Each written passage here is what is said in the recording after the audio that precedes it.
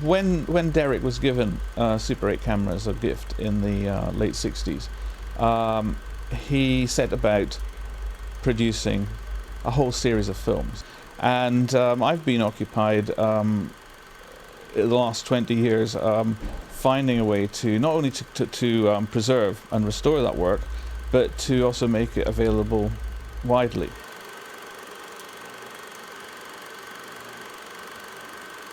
The first film that he made was directly linked to the studio that he occupied Bankside. It's shot and edited in camera, but there's a colour part and a black and white part.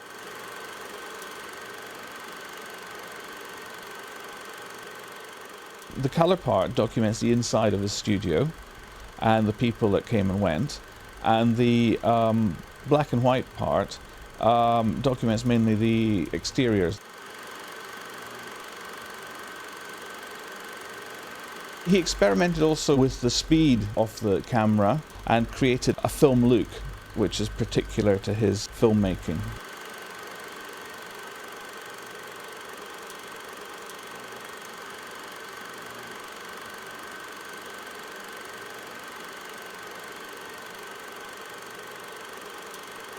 Derek was fascinated by Britain's mythic past, and he made this pilgrimage to the Great Stone Circle at Avebury in the early 70s and documented all the remaining standing stones. It's an incredibly beautiful film.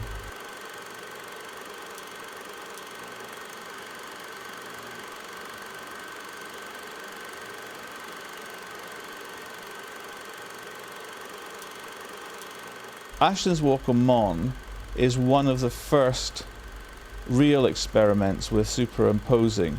He did just a very crude superimposition. It was two projectors running side by side onto a small piece of white card.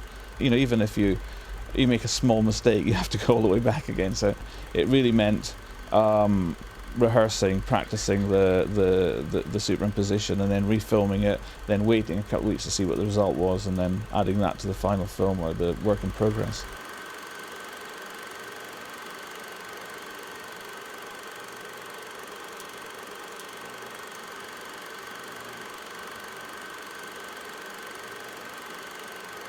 I think Derek went on holiday with his friend Ken to Fire Island in the early 70s and produced a long work, and later on refilmed it using a prism. I think it's just a prism held in front of the camera lens, and it throws what was originally a black and white film, or a largely black and white film, up into sort of a multicoloured work.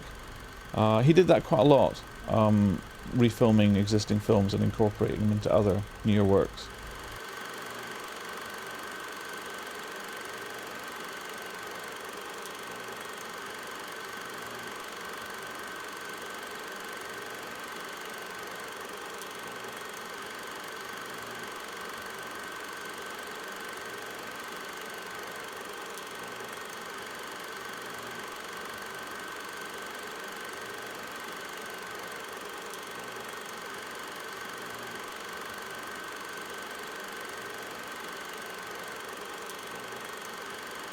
In the latter half of the 70s, he would film around about 6 frames a second, and he'd make a film in a single take, just start filming and continue filming until the end of the cartridge. And a prime example of this way of working is Gerald's film. It's filmed at 6 frames a second and then projected at a slower speed, around about 3 or 4 frames a second. And it gives a kind of very soft, moving, slightly blurring, step motion kind of photography.